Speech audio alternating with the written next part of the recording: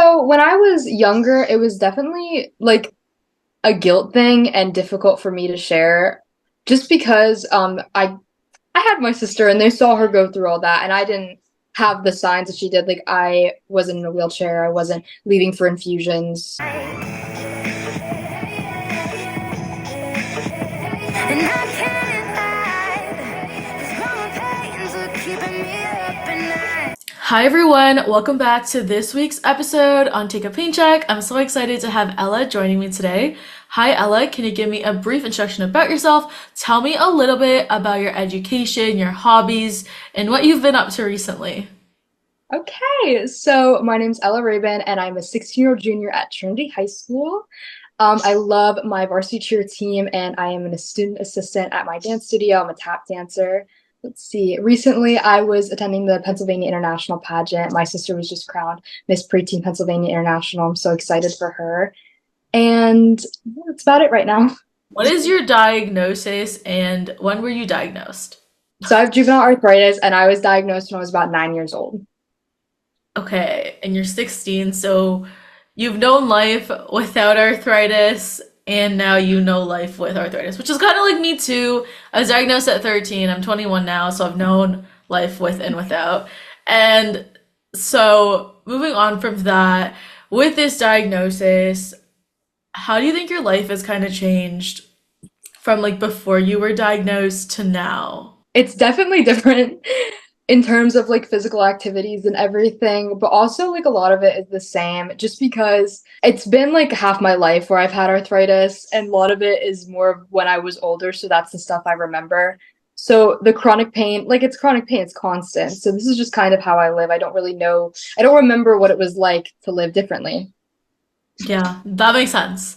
I feel like I do a little bit because I remember being able to handwrite and do my homework and not be in Yeah. pain, and now it's completely opposite. So there are definitely some things. I mean, I was never an active young person or child. Like I was never, I don't know, running, doing marathons. That was not me. So I feel like in that aspect, nothing has really changed. Just the simple things like cutting pieces of paper and things like that. Like that hurts now.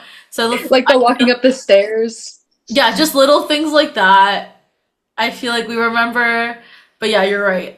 When I was like 3 years old, I probably don't remember like what I did. And so, anyways, so being diagnosed with arthritis, obviously you have to have some symptoms that kind of led you to go to the doctor and then get the diagnosis. So what was your like diagnosis journey like? Yeah, so for me in my situation, my older sister and my mother both had juvenile arthritis. So it was a little bit easier for me because I started showing signs when I was about maybe 6 years old, just like little signs. So it wasn't taken that seriously. I wasn't in a lot of pain at that time. But as I got older, towards more like fourth grade, I definitely started to show some swelling in my ankles. The pain was more constant. My mom picked me up from school one day and I was really having pain in my left ankle, like throbbing pain, and I couldn't express myself. I couldn't share what I was feeling. And so what ended up happening is she gave me a clipboard, pen, and paper, and I drew a picture of my ankle with these like spots all over it. And I didn't know it at the time, but that's where I was feeling like throbbing pain in my ankle, but I just couldn't say that. I don't know why, but she also had arthritis, and so she took that and she was like, "Okay, let's go to the rheumatologist." And she advocated for me there, and she expressed what I was feeling, what I couldn't say, and that's when I got diagnosed. You went to your mom's rheumatologist, like, or your I family went to my doctor? older sister's. We have a pediatric rheumatologist. She's not there anymore. I miss her so much. I actually like grew up going to see her just because my sister had her. And yeah, I already had that relationship with her. They still checked me out at that age, and it wasn't like a big thing because I was never really showing signs when I was there because it wasn't like a constant thing for me at that time. But yeah, when I was feeling that pain, she recognized that and she took me to see them, and then I got diagnosed. So how long did that whole process take? It sounds really It quick. didn't it didn't take long just because they were so like confident with it because of my family's history, which I understand is not like a very common process. Like I've heard it takes a very long time to get diagnosed with juvenile arthritis. I know it did for my mom specifically, but because of the family history, it was easier for us. It was nice. Okay, and you have that support. Your family, most of your family members live with it. How many siblings do you have? So I have an older sister, she has juvenile arthritis, and then I have a younger sister, and that's a very sad subject for us right now because she is starting to show signs for juvenile arthritis. Oh no, hopefully not. Yeah. No. Yeah, we're hoping, but she had to quit gymnastics recently because she's having pain in her knees. But like I said, she just won Miss Preteen Pennsylvania International, so she's up on a high. Okay, your younger sister won that? Yes. Okay. Wow. And also, like, arthritis is more prevalent in females than men, from what I've heard. So it's interesting that almost all of you have it. And now having this diagnosis, did it really change anything in your family? I won't lie, it was so much easier for me, my understanding, it was so much easier for me because my family already had that and that support system I had.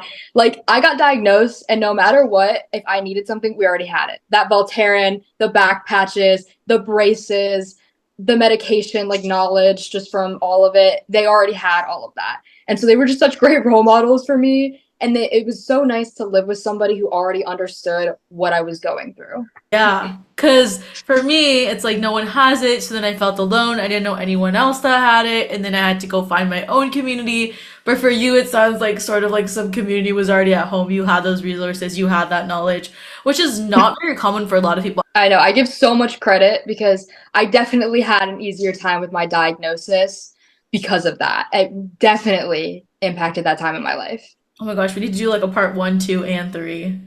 All of I you. put it on the list, like who else should come on the podcast, my whole Like, plan. Like, okay, okay, sounds good. But I just think that in general, just how you all support each other is something I want to learn more about. So, how do you support each other through this diagnosis? so for me, like my youngest memory of supporting, I'm gonna say my older sister was we used to go to big trips on Disney World, and at that time she had to be in a wheelchair. And I, knowing that I didn't have as severe arthritis as she did or the pain that she was going through, I so wanted to help out my big sister because it was hard to see her like that sometimes. And I wanted to be a helpful younger sister, even though I didn't know exactly what she was going through. I had some idea. And so yeah, I pushed that thing through Disney World and I tried to help her participate in everything she could. And she did the exact same for me. She was the best. She's still the best. She's home from college. I'm so happy that she's here. And my mom, we would try and help out.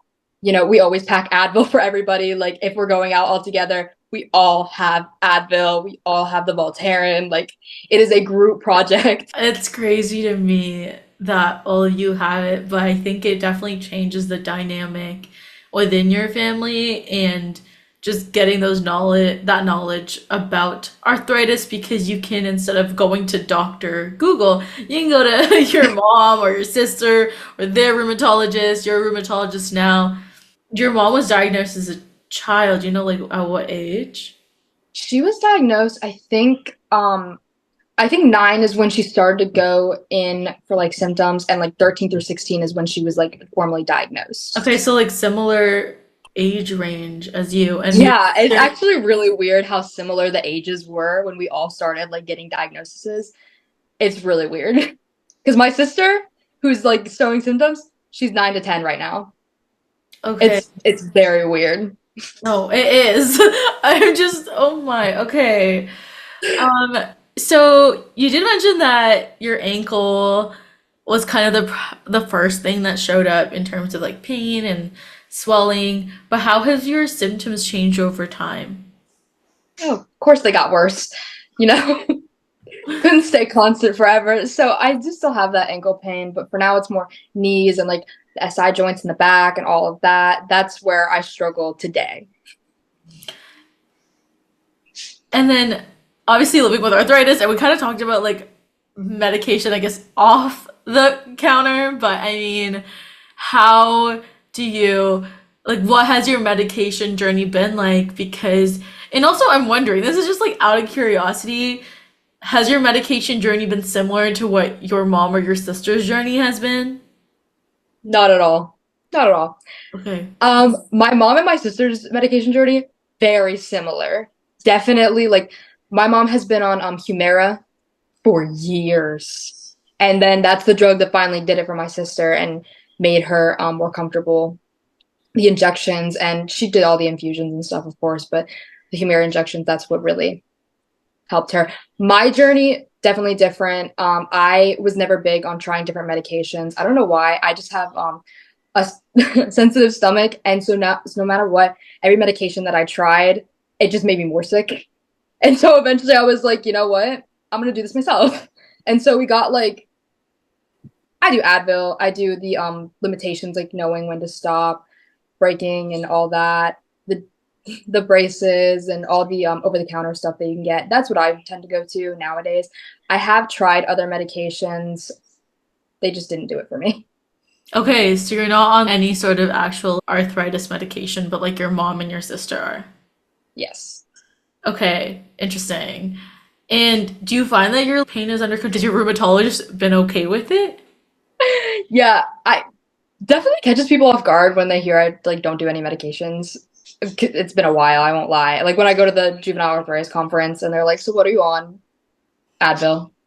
It's it's not that common, but my rheumatologist is okay with it just because she's been there. She knows I have trouble with these medications and that this is what's working best for me at this time. It might not work best when I'm like in the middle of a flare up or something like that, but from the day to day, this is what makes me the most comfortable and allows me to participate in all those activities that I love so much. So we stick with this. Okay, so your rheumatologist is like, that's fine, like as long as it's kind of, as long as your pain is still like under control. She's very understanding. I go in when I have a flare up, of course, just to see if there is anything that I should be taking. Because I understand like medications help. So maybe there is something that could help me at the time. And I've done that before if I'm in a flare up and I try something new. What have you learned from your mom and your sister's experience that you can kind of apply to your own journey? Everything, literally everything that I know. Like they taught me so much. Not only them, but also like being involved with the Arthritis Foundation. I literally so much credit for them. They taught me how to advocate for myself when making accommodations. My mom specifically, she was very this was very important to her that we all had accommodations when going through high school because that's something that she didn't get the opportunity to have. Like her medications consisted of they were like, okay, so here is some Advil and a bottle of antidepressants. Go be a normal teenager. Didn't work out great. So that was something important to her, and it's now important to me, and I appreciate her for pushing me to get those accommodations for myself. No, that's so great because also your mom knew the word accommodations, whereas potentially for my Yeah, mom, like that was never in the picture because she didn't even know that was a thing. So definitely like learning those new terminologies and the concepts and then how to get enrolled with that. And then I guess fighting for your rights in the school setting, like your mom went through that with your sister and then also is then going through that with you. So what accommodations do you get for your arthritis? yeah. So one of the big ones for me is that I go to a Catholic school, and so we have these like awful Sperry shoes. I can't wear those every day. Like literally, they have the worst support ever. It will not work out. So one of the big things that she had to really advocate for me for was wearing my like supportive sneakers with the insoles in them. I don't know why it was such a big deal for them, but they would not take my word for it. I had to bring my mom in, which I will totally do. I will bring my mom in for anything. And so I wear those, and then I have extra time between classes, just so I don't have to like run to class because I don't run anywhere. Um, taking breaks, I gym class. Obviously, I don't know if you have those stories. I have the gym class stories. Any heavy textbooks, I don't carry those, and that was a big thing for some of my teachers, of course. And then typing notes, sometimes it's hard with my hands. I have to type them. If not, like sometimes it's easier to write. Sometimes I need breaks in between writing. It's just most of my teachers are very understanding with that and will help me out along the way. But you've had it under control with medication, but obviously we still have flare-ups, so you need those accommodations, and I'm glad that you didn't have that much trouble like getting them into place because for me it was definitely a challenge. At high school, at least I got very similar ones. I mean, we don't really need textbooks anymore here in university, but yeah, it's just it's okay. I think I've also like learned how to advocate for myself better in university. I feel like when you go through it once, then you learn how to do it better, but then you can also now like you can ask your mom what to do and or even ask your sister so you know even what's available because a lot of patients just don't know what's available or like don't even know that they can ask for accommodations. Your perspective is so different and interesting and For people that are listening and that may have family members that have it, I think they probably resonate with you. But for those that don't, like knowing that you can still get accommodations, like if you need help, there are people like you, Ella, or your family members, or even other people that still provide those resources and that knowledge about like what are accommodations, what can you get for accommodations, how do you approach your professor, or like the student learning services or accommodation services. There's so much like knowledge, and it's just hard because not everyone knows about it. Yeah, my sister's a big advocate for chronic pain accommodations. She's actually why I had such an easy time because she went to the same high school. And when I started my freshman year, she was like, okay, this is what you can ask for. This is what I have. She was so helpful with that because for her, she wrote, I think it was something, I don't quite remember, for chronic pain affects the brain, accommodations statewide for Pennsylvania. She's been advocating for that for years. And I completely understand why, because chronic pain does affect the brain. And it is helpful and it is necessary for the education of our students to have these accommodations in high school for chronic pain. Yeah, it is very important, but they make the process sometimes really hard, and it's different like per state, obviously, and then country wise, it's different in each country. So there's no like standardized process, nowhere to get that knowledge. Well, what I think is that whether you have a condition or not, I think the topic of accommodations and like disabilities and pain should be introduced to every student so they're just like aware of it. If something changes in their life, they can apply that to their life. But if you see someone with accommodations, you don't make comments about it because you know that that might be the case. So it's just like, I hope in the future we get more, I guess, learning about that in the education system because I think a lot of people just don't know. Definitely. It's very Um, important. So we talked a little bit about how your family supports you, but how do your friends support you? And I guess how did you tell your friends that you have arthritis? So when I was younger, it was definitely like a guilt thing and difficult for me to share just because I had my sister and they saw her go through all that and I didn't have the signs that she did. Like I wasn't in a wheelchair, I wasn't leaving for infusions twice a month. I didn't have that, but I still had a form of arthritis and I still needed those accommodations. So it was a little difficult, but as I got older, I got more comfortable talking about it just so I wouldn't have those feelings of guilt or uncomfortableness when speaking about it. I'm really grateful that I did start sharing my story because it's important. It's really helps my life and impacted it. I think it also helps a lot of other people's lives too, right? They're just reading your story, listening to this podcast. It provides them with information that there may be people that do have this genetic component of living with arthritis, but also what the family dynamic versus the friend dynamic is. When you do have other people that live with it, you can share that knowledge of what different people in your family went through and how it may be similar or different. And maybe those different perspectives generationally can also be like interesting to share too.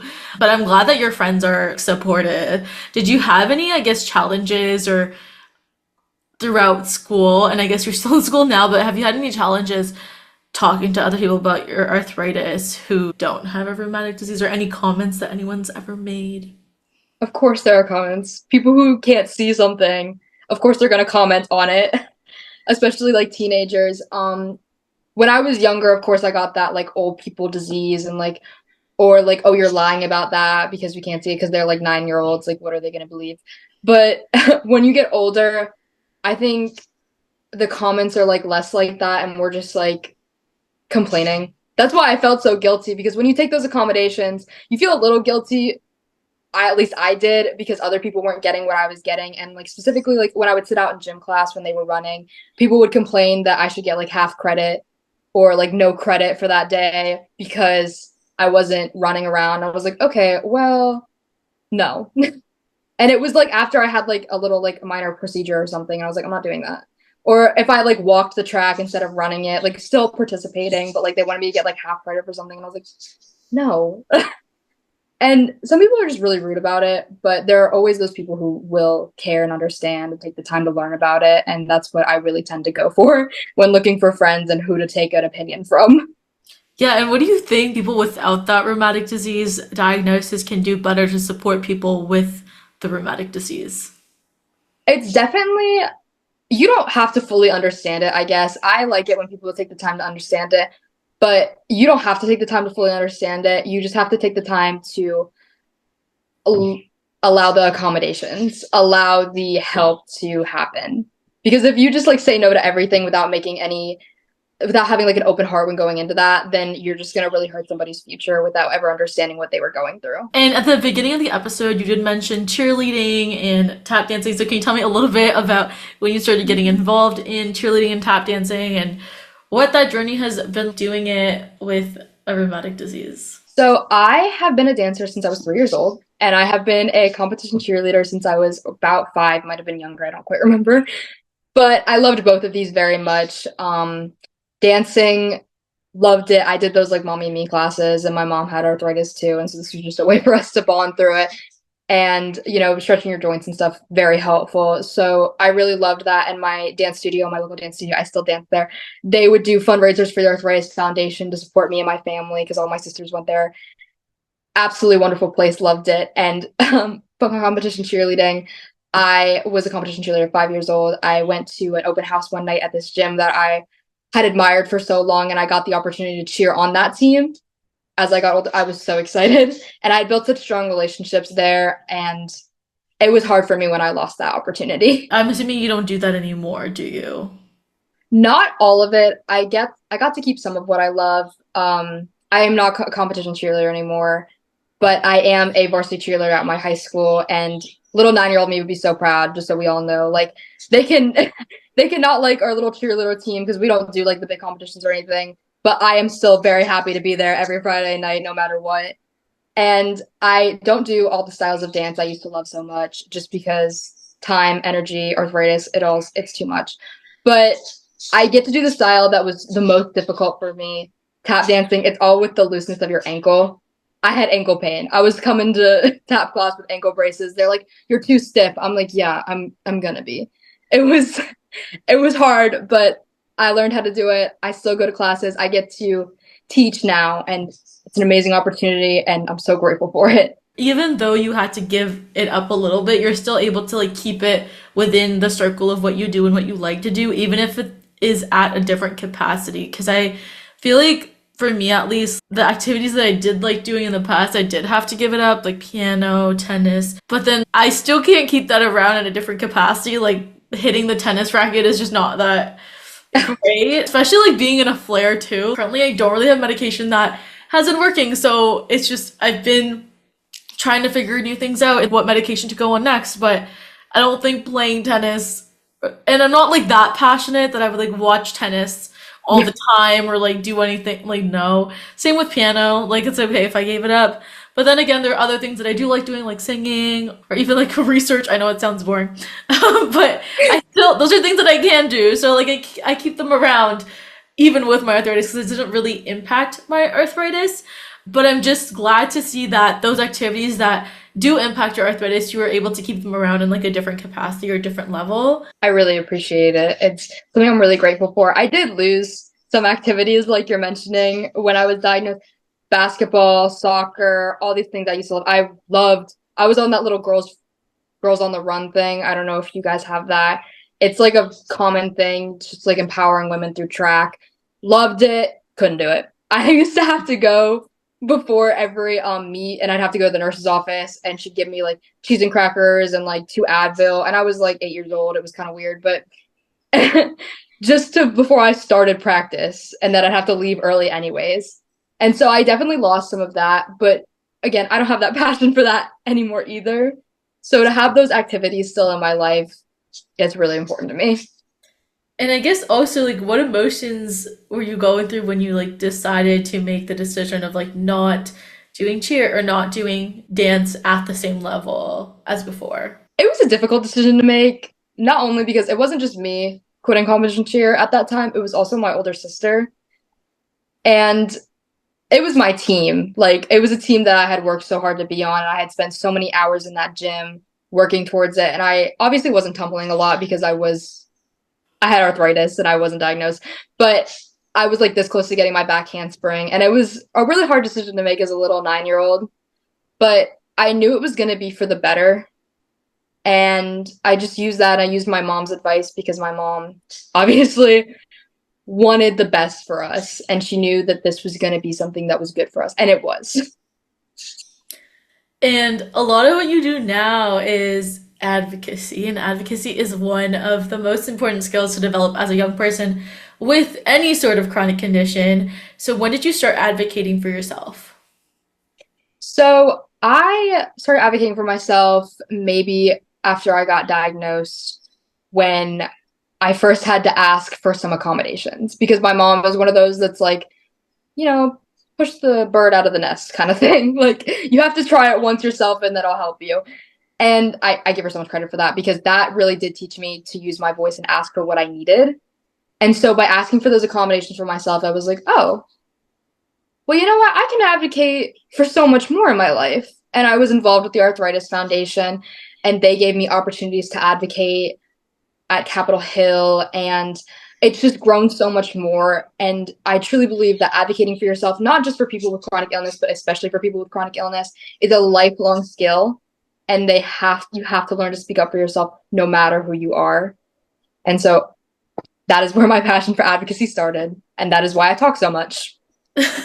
I mean, it's great because it definitely makes change, and it's amazing to see like what you've done too. Have you had any struggles though with advocating for yourself? Yeah, definitely. I'm gonna go back to school just because I'm still in it. There are teachers who act like you asking for a little accommodation is like asking to disrupt your entire lesson plan, your entire year by Yeah. like asking, can I type these notes real quick? Like, it's sometimes ridiculous. I don't understand it, but those times I needed somebody else to help me advocate for myself because I was still learning, and I know not everybody has that person to help them advocate, and that is why my program is so important to me, just because I had that person who completely understood what I was advocating for and would help me out along the way. But some kids don't, and they just need those skills to learn to speak up for themselves. And that's why I started my program. There have been teachers in my journey too that don't accommodate me, don't want to know what an accommodation is. I think they do know what it is, but definitely don't. And it's just like it's a human, like it's a basic need that a student needs to thrive in a school environment like any other student. Why is it so challenging? It shouldn't I be. get it. Just allow my note taker to access the account. Just like simply put my accommodations in so I can write the exam at the accommodation services and like not with you. So like there are things that it's just ridiculous, and that's what it goes back to them having that knowledge and education about like what is a disability, what is a learning disability versus physical disability, what is an accommodation. Like they have no training, and their I professors know. have asked, like I've asked some professors even here, and they're like, no, like we don't actually get any training for it, which is ridiculous. You're working with students that have so many different needs, and the fact that you don't know what that is like mind blowing to me. Yeah, education is the great equalizer. We need to teach all kids equally. If you're not trained on it, how are you supposed to accommodate them and teach them in the equal way? We all learn different ways. Yeah, this is like the episode title. This is the part where I'm gonna think that's episode title needs to be something related to this because I feel like we're both equally as passionate about this, and it's just yeah, I hate it. But I hope that some of us can make change to make it better because I don't think other kids or young students or people that just like want to learn need to go through all those things that we are going through now or have been through. Yeah, it's crazy. Okay, anyways, I feel like this would be a topic forever. I'm wondering if you have implemented like any lifestyle changes to reduce your symptoms. Definitely, like I said, it's more understanding my limits and the scheduling. I schedule myself with breaks and time to, reset just because with arthritis, I run out of energy quicker. I have that pain constantly, and I need those breaks and times to give my best self to everything that I'm going into. And of course, I stick with, the Advil, Voltaren, the back patches, everything just to make it as smooth as possible for me and for everything that I'm involved with. Do you have any worries for like your future aspirations due to your condition? I mean, what do you want to do in the future in terms of like education wise and career wise? I know it may be early, but do you have any ideas? I have a little idea. I'm thinking of public administration like my mama because, I've advocated with the Arthritis Foundation at Capitol Hill, and those people that I've met there are such inspirations to me. And that is where my ideal workplace is. So that is my goal. And I do have those worries. I know specifically for my sister, she also had worries like this going into college and going into the career that she wants. Every job has some kind of physical aspect to them, no matter what, like just the getting up in the morning or, the typing, anything. And it's worrisome, but also just so exciting that I tend to not focus on what I'm going to have to worry about later and just go for what my goals are, because I can adjust my goals as I go if I'm not physically able to do them. But I have these dreams, and my mom always says, JA did not steal my dreams, and it shouldn't steal yours. No, I totally agree with that though. I also think that it shouldn't stop what you do. I think you can definitely make like adaptations to your career plans. Like maybe Absolutely. it's probably going to take you like maybe a bit longer. You may need more breaks, but I don't think it should stop you. And that's kind of the same thing with me. I think like a lot of the times, a lot of teachers in high school and like university have been like, oh, you can't do science because you can't handwrite, and like a lot of accommodations like this is not going to work out for you. But like I need to prove them wrong because I think, Literally. and that's also why like we created a scholarship called STEM Without Limits, which is based off of my own experience because my whole thing is STEM without limits. Like we can do it despite our conditions and still have a career in STEM. I started like this young scholars program. Hopefully it'll like expand to the states too and like globally, but for now it's in Canada. I'm gonna launch a bunch of different bursaries and scholarships for people to achieve their goals. Because I think also like some accommodations, for me at least, now teachers don't really give their recordings out anymore, which is really Yeah. frustrating. And I have a big thing against that. Like that's not accessible. Also, if someone is sick, they're like forced to come because you don't have a recording and like you're trying to spread COVID or any other Okay. illness around. It's messed up. Even though I should and I've applied for getting note takers, I don't have them. All those like different softwares I may need for my education to like succeed. Like first accommodation services should give me that. They're not giving it to me. This whole thing makes me like really frustrated. I definitely get that feeling. Even like recalling the memories that I'm talking about now, like just remembering those situations where I had to speak for myself and like how difficult people have made this for not only me, but my family, of course. It's ridiculous sometimes. You're heavily involved with like many initiatives are at the Arthritis Foundation. Can you talk a little bit about what you do at the Arthritis Foundation? Like what responsibilities have you taken on? So I am a junior ambassador for the Arthritis Foundation. What I take that as is I represent the Arthritis Foundation in most things that I can do. And I also like, if I ever I find a lot of people with juvenile arthritis and they aren't involved in the Arthritis Foundation because they're not like me and they didn't walk their first arthritis walk when they were 1 year old and they were carried through it. Like I literally was, they weren't born into it quite like I was. And I find the Arthritis Foundation just such a big community and so helpful with your diagnosis journey that when I meet these people, that's one of the first things I say. I'm like, are you involved with the Arthritis Foundation? Because I'm going to get you on that. Yeah. And so that's something that I do personally. Also, advocating. I traveled with the Arthritis Foundation this last September, advocating at Capitol Hill for rights for patients and things like that. Wonderful opportunity that they have given me. I go to the national conferences. I'm actually on the planning committee this year for the teens. I'm very excited. That's a wonderful opportunity. Lots of time to meet people and just discuss, like, just like we're doing now, those accommodations, the struggles, and we kind of lean off each other trying to help. And again, because I had that great community, some kids don't have that. And these are those opportunities that allow them to get that support system. It's amazing. I was also the Philadelphia Young Adult Honoree for this past Jingle Bell here in Pennsylvania. That was such a great honor. I got to meet so many people. I loved being involved. I love the Arthritis Foundation.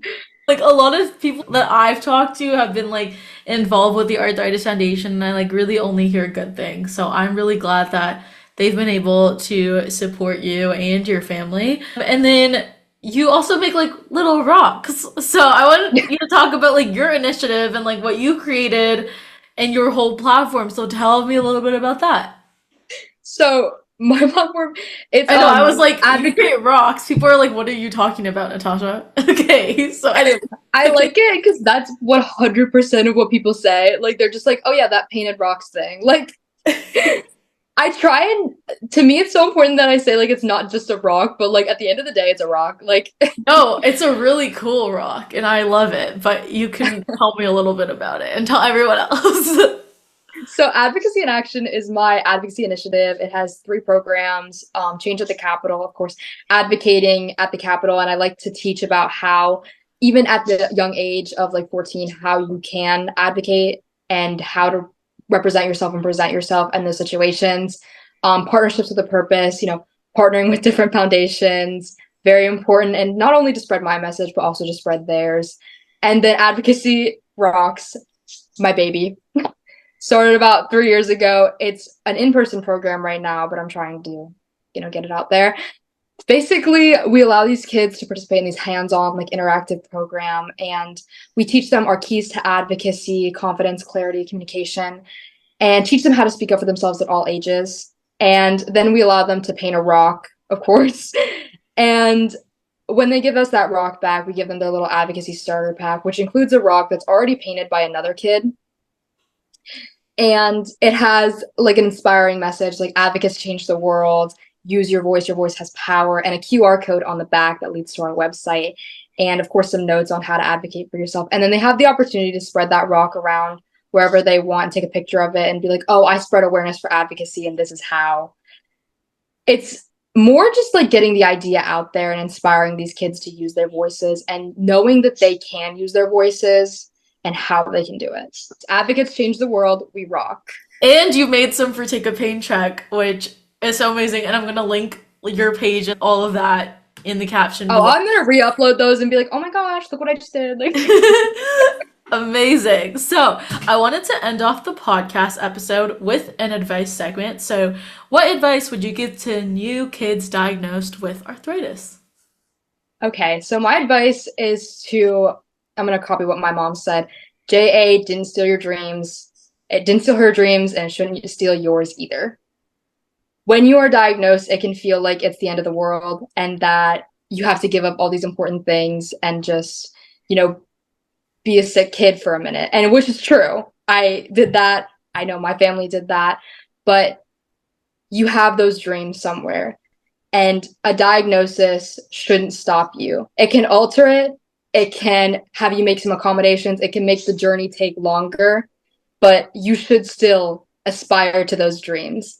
Those dreams are still important. And you still have every right to have those dreams, no matter your diagnosis. Thank you so much, Ella, for joining me on today's podcast episode. We started off talking about your diagnosis journey, your family history with arthritis, and also a little bit about your medication journey and lifestyle changes. We also talked about the importance of a good family support system, also a good friend support system.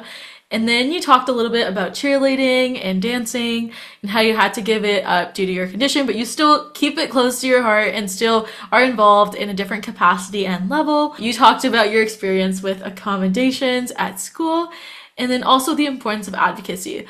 Last but not least, we kind of just end off the episode by talking about your involvement with the Arthritis Foundation and your own initiative called Advocacy in Action. So everyone, make sure to like, comment, subscribe. Check out Ella's social media channels, which I will link down below. And I'll see everyone in 2 weeks on Take a Pain Check. Thank you so much, Ella. Bye. Bye. I can't hide, 'cause growing pains are keeping me